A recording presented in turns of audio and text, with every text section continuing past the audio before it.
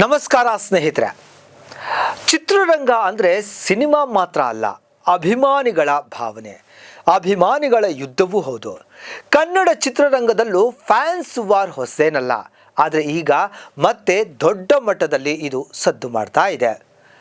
ನಟ ಕಿಚ್ಚ ಸುದೀಪ್ ಅಭಿನಯದ mark cinema December 25ಕ್ಕೆ release ಆಗ್ತಾ ಇದೆ.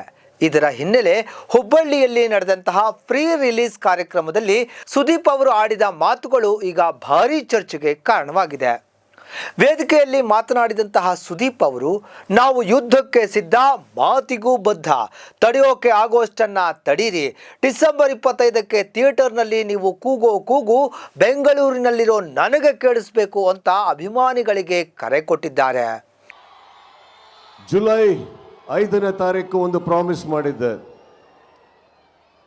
ಡಿಸೆಂಬರ್ 25ಕ್ಕೆ ಬಾಗಿಲು ತಟ್ತೀನಿ ಅಂತ ಜೋರಾಗಿ ತಟ್ತಾ ಇದ್ದೀವಿ ನಾವು.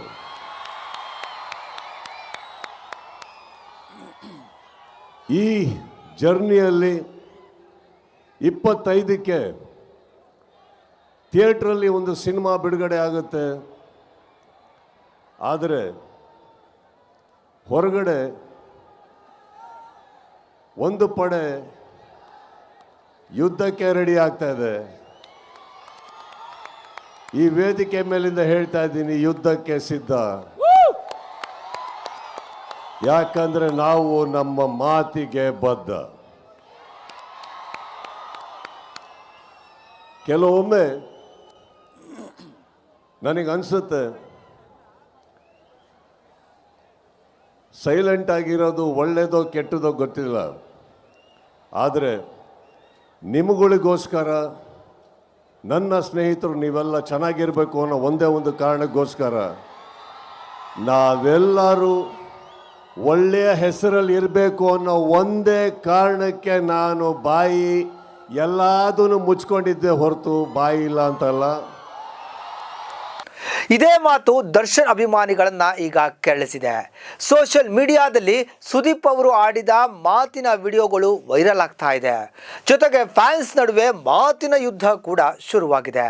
ಇದರ ನಡುವೆಯೇ ದರ್ಶನ್ ಪತ್ನಿ ವಿಜಯಲಕ್ಷ್ಮಿ ಅವರು ಕೂಡ ಯಾರ ಹೆಸರನ್ನು ಹೇಳದೆ ಪರೋಕ್ಷವಾಗಿ ಟಾಂಗ್ ಅನ್ನ ಕೊಟ್ಟಿದ್ದಾರೆ.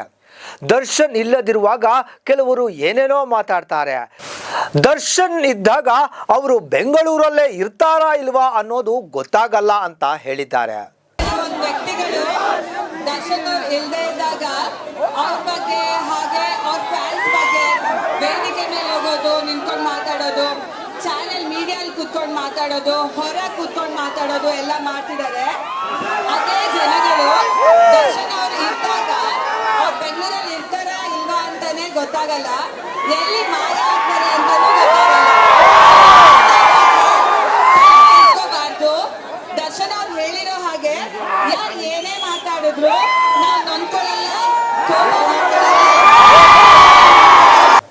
ಈ ಮಾತಿಗೆ ದರ್ಶನ್ ಅಭಿಮಾನಿಗಳು ಇನ್ನಷ್ಟು ಗರಂ ಆಗಿದ್ದಾರೆ.